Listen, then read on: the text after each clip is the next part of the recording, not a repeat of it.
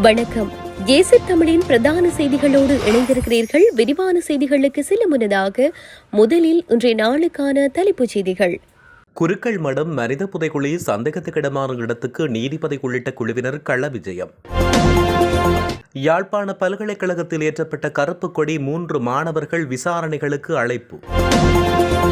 வதந்திகளுக்கு மத்தியில் ஈரான் உச்சத்தலைவரின் புதிய அறிவிப்பு.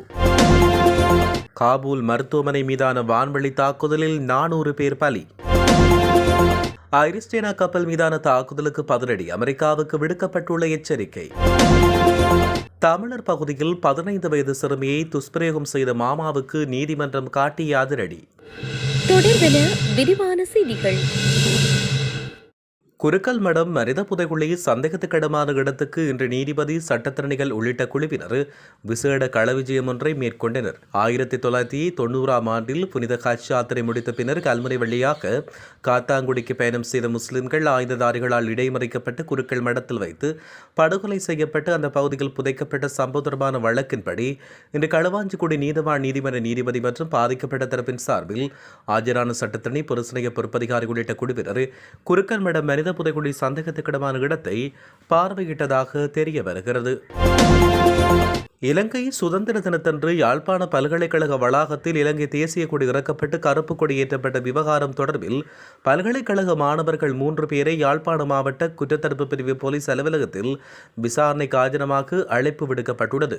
யாழ்ப்பாண பல்கலைக்கழக மாணவர் ஒன்றியத்தின் தலைவர், கலப்பிட மாணவர் ஒன்றிய தலைவர் உள்ளிட்ட 3 மாணவர்களிடம் வாக்குமூலம் சேகரிப்பதற்காக யாழ்ப்பாண மாவட்ட குற்றத்தடுப்பு பிரிவு போலீசாரால் பல்கலைக்கழக பதிவாளர் எழுத்து மூலம் அழைப்பு விடுக்கப்பட்டுள்ளதாக தெரிவிக்கப்பட்டுள்ளது. ஆப்கானிஸ்தானின் காபூலில் உள்ள போதைப்பொருள் மறுவாழ்வு மருத்துவமனை மீது நடத்தப்பட்ட வான்வெளி தாக்குதலில் 400 பேர் வரை உயிரிழந்தனர். மேலும் 250 பேர் காயமடைந்ததாக சர்வதேச ஊடகங்கள் செய்தி வெளியிட்டுள்ளன. இந்த தாக்குதலை பாகிஸ்தான் நடத்தியதாக ஆப்கானிஸ்தான் குற்றம் சுமத்தியுள்ளது. இருப்பினும் பாகிஸ்தான் இந்த குற்றச்சாட்டை மறுத்துள்ளதாக சர்வதேச ஊடகங்கள் செய்தி வெளியிட்டுள்ளன. ஈரானின் புதிய உச்சத்தலைவர் மொஷபா கமீனி தன்னுடைய உடல்நிலை குறித்து பரவி வரும் வதந்திகளுக்கு சமீபத்தில் எழுத்து வடிவத்தில் புதிய அறிக்கை ஒன்றை வெளியிட்டார். அதில் அவரின் தந்தையான அலி கமேனி முன்னர் நியமித்த அனைத்து அரசு அதிகாரிகளும் தங்களின் பதவிகளை தொடர வேண்டும் என்றும் பணிகளை வழக்கம் போல் மேற்கொள்ள வேண்டும் என்றும் அறிவுறுத்தப்பட்டுள்ளது. அத்துடன் மொஷபா கமேனி குறிப்பாக முன்னாள் புரட்சிகர காவல்படை தலைவரான மெசன் ட்ரெசாவை இராணுவ ஆலோசகராக நியமித்துள்ளதாகவும் தெரிவிக்கப்பட்டு வருகிறது. இலங்கை கப்பால் உள்ள கடற்பரப்பில் ஐரிஸ்டேனா கப்பல் மீது தாக்குதல் நடத்தி அதிலிருந்து கடற்படையை கொலை செய்தமைக்காக எதிரி தரப்பின் மீது பாரிய பதில் தாக்குதல் நடத்தப்படும் என ஈரான் கடற்படை தளபதி ஜஹ்ரம் இரானி எச்சரித்துள்ளார்.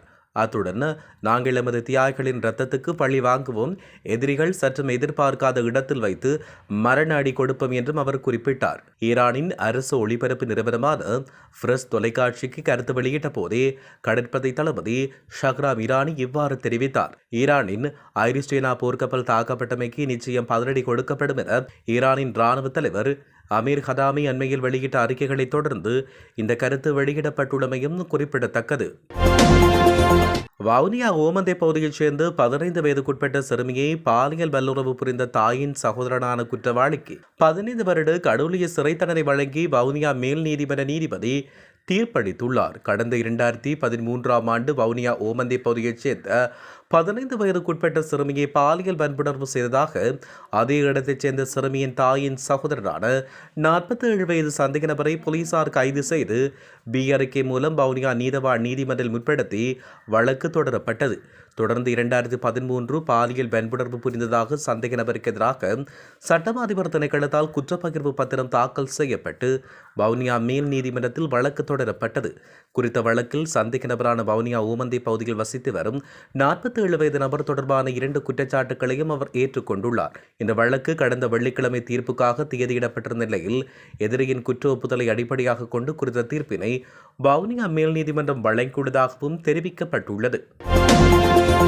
வரலாற்று சிறப்புமிக்க அனுராதபுரம் மிகிந்தலை புனித பூமியில் சுற்றுலா பயணியான இளம் ஜேர்மன் யுவதியொருவரை பாலியல் ரீதியாக துன்புறுத்த முயன்ற அதிர்ச்சி சம்பவம் ஒன்று நேற்று பரபரப்பை ஏற்படுத்தியுள்ளது.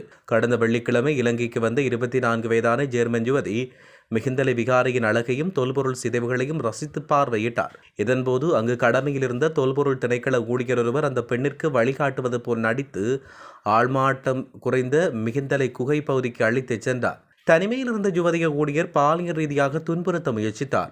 எனினும் சுதாகரித்துக் கொண்ட வெளிநாட்டு யுவதி உடனடியாக அங்கிருந்து தப்பிச் சென்று மிகிந்தலை போலீசாரிடம் இது தொடர்பில் முறைப்பாடு செய்தார். முறைப்பாடு கிடைக்கப்பெற்ற சில மணி நேரத்தில் அதிரடியாக செயற்பட்ட மிகிந்தலை போலீசார் 41 வயதான அந்த சந்தேக நபரை சுற்றி வளைத்து கைது செய்தனர். கைதான நபர் அந்த பகுதியைச் சேர்ந்தவர் என்பதோடு தற்காலிக ஊழியராக பணியாற்றி வந்தவர் என்றும் கூறப்படுகிறது. இன்று காலை லஞ்ச ஊழல் ஒழிப்பு ஆணைக்குழுவில் முன்னிலையாக இருந்த முன்னாள் ஜனாதிபதி கோட்டாபய ராஜபக்ஷ அங்கிருந்து வெளியேறினார். முன்னெடுக்கப்பட்டு வரும் விசாரணை ஒன்று தொடர்பாக வாக்குமூலம் வழங்குவதற்காக அழைக்கப்பட்டிருந்த அவர் அங்கு சுமார் 2.5 மணி நேரம் வாக்குமூலம் வழங்கிய பிற்பாடு அங்கிருந்து வெளியேறினார். இன்று காலை அந்த ஆணைக்குழுவில் முன்னிலையாகியதாக தகவல் கிடைக்கப்பெற்றுள்ளது. கோட்டாபய ராஜபக்ஷ பாதுகாப்பு அமைச்சருடைய செயலாளராக பணியாற்றிய போது பரிந்துரை கடிதங்களை வழங்கியதாக அவர் மீது குற்றச்சாட்டுகள் முன்வைக்கப்பட்டன. இந்த நிலையில் இது குறித்து நடைபெற்று வரும் விசாரணை ஒன்றுக்காகவே வாக்குமூலம் வழங்க அவர் அந்த ஆணைக்குழுவுக்கு அழைக்கப்பட்டிருந்தார். அத்துடன் முன்னாள் ஜனாதிபதி வழங்கிய கடிதங்கள் கொழும்புக்கு அருகிலுள்ள ஒரு வளாகத்தில் பல தனிநபர்கள் சட்டவிரோதமாக வீடுகளை பெற அனுமதித்ததாக கூறப்படுகிறது. இதற்கு முன்னர் பிப்ரவரி 12ஆம் தேதி கோட்டாபய ராஜபக்ஷவை லஞ்ச ஊழல் ஒழிப்பு ஆணைக்குழுவில் முன்னிலையாகுமாறு அழைப்பு விடுக்கப்பட்ட சந்தர்ப்பத்தில் தாம் சிங்கப்பூரில் இருப்பதாக அவர் எழுத்து மூலம் அறிவித்தார். இதையடுத்து இன்றைய தினம் முன்னிலையாகுமாறு அவருக்கு அழைப்பு விடுக்கப்பட்டமையும் குறிப்பிடத்தக்கது.